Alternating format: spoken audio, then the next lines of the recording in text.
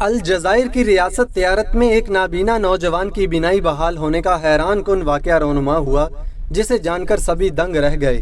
العربیہ میں شائع رپورٹ کے مطابق 2 سال سے آنکھوں کی روشنی سے محروم نابینا نوجوان کی بینائی عید الاضحیٰ کے دوسرے روز مسجد میں نماز مغرب کی ادائیگی کے دوران بحال ہوئی، جب وہ حالت سجدہ میں تھا۔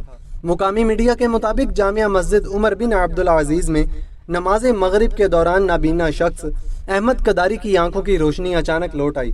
الجزائر کے چینل النہار کو دیے جانے والے انٹرویو میں نوجوان کا کہنا تھا کہ اللہ تعالیٰ نے عید کے دوسرے دن مسجد کے اندر میری بینائی بحال کر دی، حالانکہ میں صحت یاب ہونے کی امید کھو بیٹھا تھا۔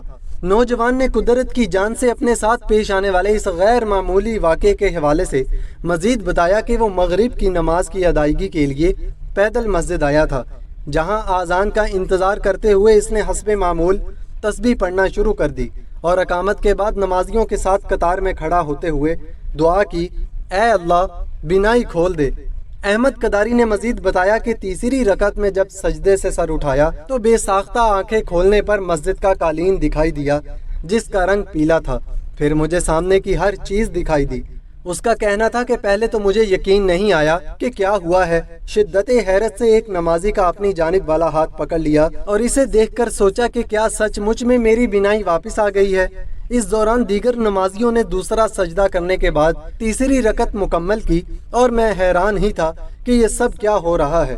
قداری نے کہا کہ نماز مکمل کیے جانے کے بعد میں نے جس نمازی کا ہاتھ پکڑا تھا، اس نے مجھ سے پوچھا، آپ کو کیا ہوا ہے؟ میں نے اسے بتایا کہ میری آنکھوں کی بینائی واپس آ چکی ہے اور میں اب دیکھ سکتا ہوں۔ یہ سن کر وہ بھی حیران ہوا اور پھر جا کر امام مسجد کو بتایا۔ سوشل میڈیا صارفین نے اس انوکھے واقعے کو اللہ کی قدرت کہتے ہوئے نوجوان کے لیے نیک خواہشات کا اظہار کیا۔